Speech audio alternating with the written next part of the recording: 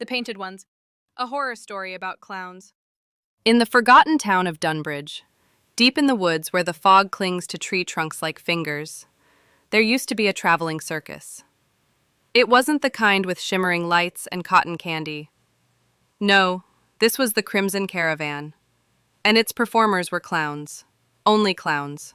No one knew where the circus came from. It would appear overnight in an empty field, ringed by wagons painted in fading reds and yellows, with strange symbols carved into their wooden wheels. The clowns were tall, silent, and always smiling. Their makeup was thick and chalky, their suits stitched with thread that shimmered like spider silk. They never spoke. They only performed. And then the children would start to disappear. It became a legend. The town sealed off the field with rusted barbed wire and left it to rot.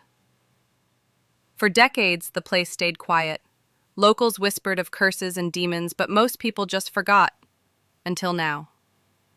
In 2025, a group of college students, 4 in total, stumbled upon the story while researching urban legends for a podcast. Tessa, the lead host, insisted on visiting the site for a live episode. Despite warnings from old-timers at the local diner, they hiked to the field with cameras, flashlights, and an overconfident belief that everything could be explained. But the field wasn't empty anymore. The barbed wire had been cut. A single red balloon bobbed in the breeze, and at the center of the field stood a big-top tent, dusty, decrepit, but somehow humming with life. Inside, the air smelled of damp fabric and decay. The lights flickered on by themselves, casting long shadows. That's when the music began, a warped, broken calliope tune that echoed in impossible directions. Then they saw them, the clowns. They stood in the audience seats, still as mannequins, heads tilted, eyes painted wide but empty. Their mouths were stretched into grotesque grins that reached too far, as if carved into their skin. One of them had a missing jaw. Another dragged a balloon that bled. Tessa laughed nervously, thinking it was all an elaborate prank, until she blinked, and the clowns were closer. Each time the group looked away, they moved. By the time they reached the tent's center, one of them was gone. Mark. His camera was still recording, lying in a pool of confetti and blood.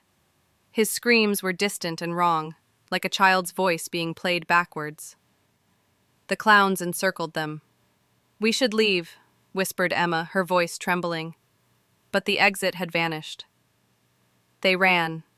The tent warped and shifted, hallways twisting into funhouse mirrors where their reflections no longer matched. Tessa's reflection laughed even when she cried.